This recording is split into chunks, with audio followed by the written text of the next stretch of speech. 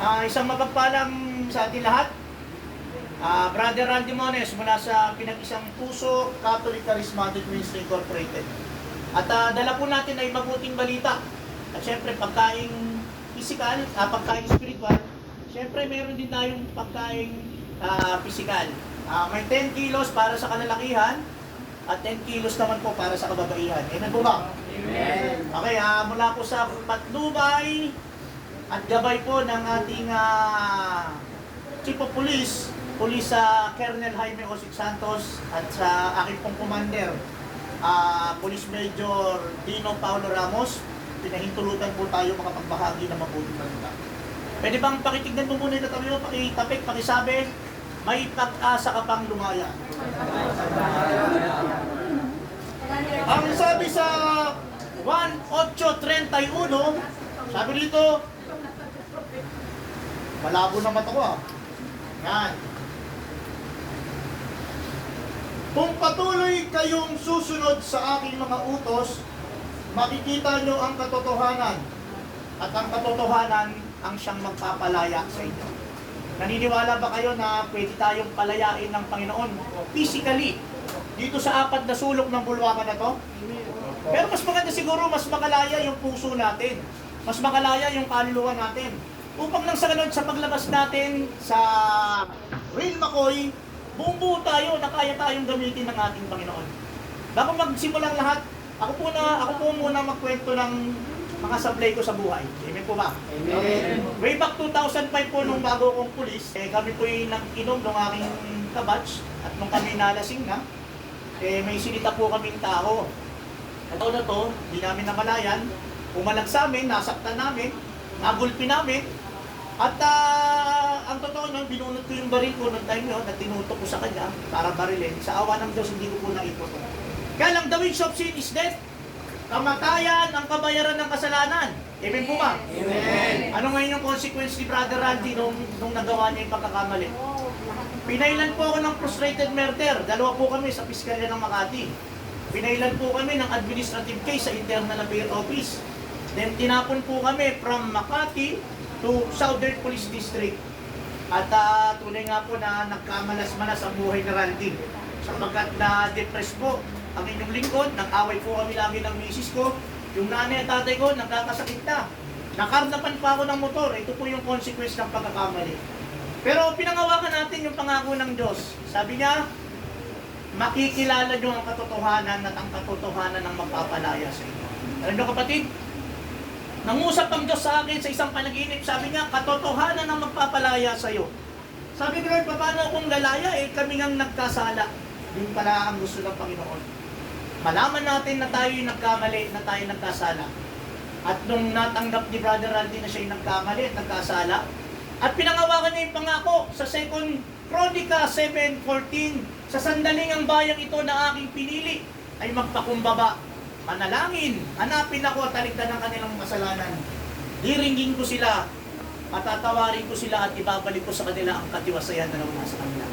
Ano po kapatid, yung kapalit ng pagpapakumbaba ko, nung hinarap ko po yung complainant ko at i-accept ang aking pagkakamali.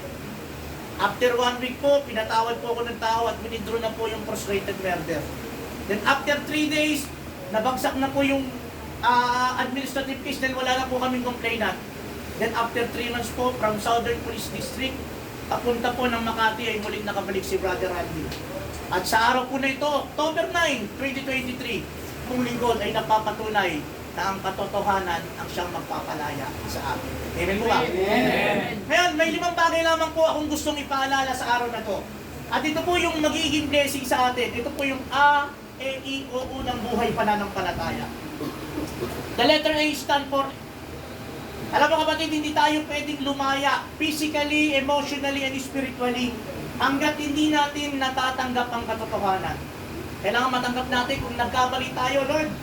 Turuan mo ako ng karunungan at kalakasan para matanggap ko yung pagkakamali ko. Bakit?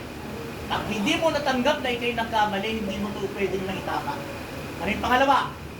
Evaluate. Evaluate the situation.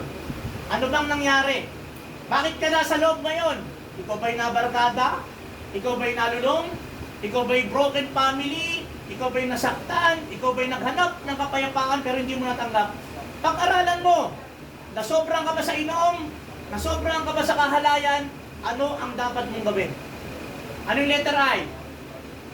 Initiate to move on. Kapatid, kailangan mo nang magpatuloy.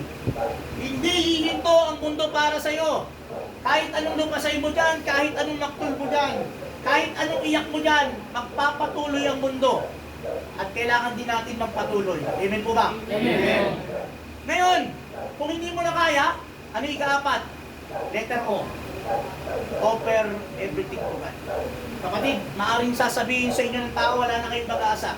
Maaaring sasabihin sa inyo ng kapitbahay mo, ng tatay mo, ng nanay mo, ng mga mahal mo sa buhay, diyan ka na mabubulok. Wala ka nang pupuntahan. Pero kapatid, sabi nga, what is impossible for men is possible for God.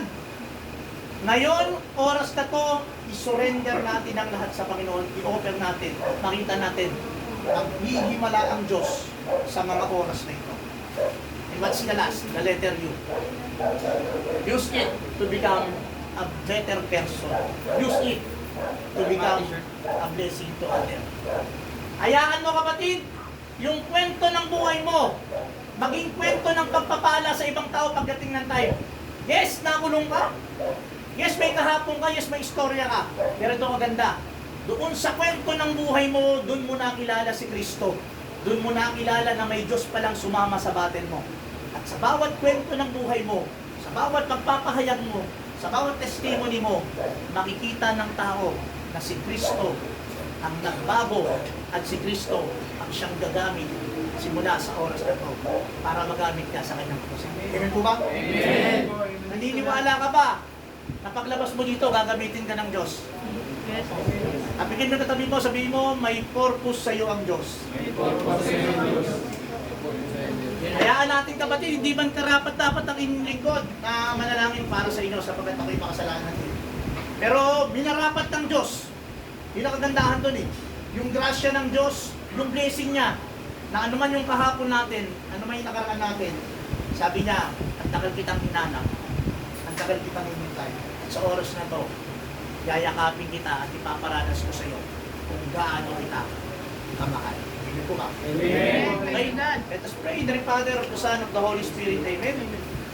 Amang dakila, patawarin po kami sa aming mga nagawang pagkakasala.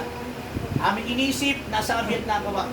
Panginoon, alam namin na Ikaw yung Diyos ng pagpapatawad. Ikaw yung Diyos na totoo, ang Diyos na tapat sa iyong mga pangako. Lord, anuman po yung istorya ng buhay namin, anuman po yung pagkakamali namin, ito yung aming sinusurrender sa iyo. Panginoon, ipunin mo po kami at patuloy namin tinataas ang apat na sulok ng kulungan na ito. Alam namin, Panginoon, na matapos kami makalaya sa mga reyes na ito, palalayain mo ang aming puso, ang aming isip at ang aming kaluluwa. Panginoon, gamitin mo kami sa iyong bukasan. Pagpalain kami upang maging pagpapala po kami sa aming kapwa. Sinusurrender namin ang aming buhay, ang aming pamilya, ang aming plano. Sa matamis na pangalan ni Jesus, lahat tayo magsabi ng Amen. Amen. The Father, the Son, of the Holy Spirit. Amen. Muli-muli po, mula po sa aming Chief of Police, Police Colonel Jaime Osik Santos, sa akin pong commander ng Zapote Substation, Police Major Dino Paulo Ramos, at sa Pinag-Isang Puso Catholic Charismatic Music Incorporated. Ito po yung nakayanan po ng mga nag-donate at nawa, makahirit pa tayo ng mga magbibigay sa atin ng mga biyaya at pagpapala. Okay? Sir. Maraming po. God bless. Si Boss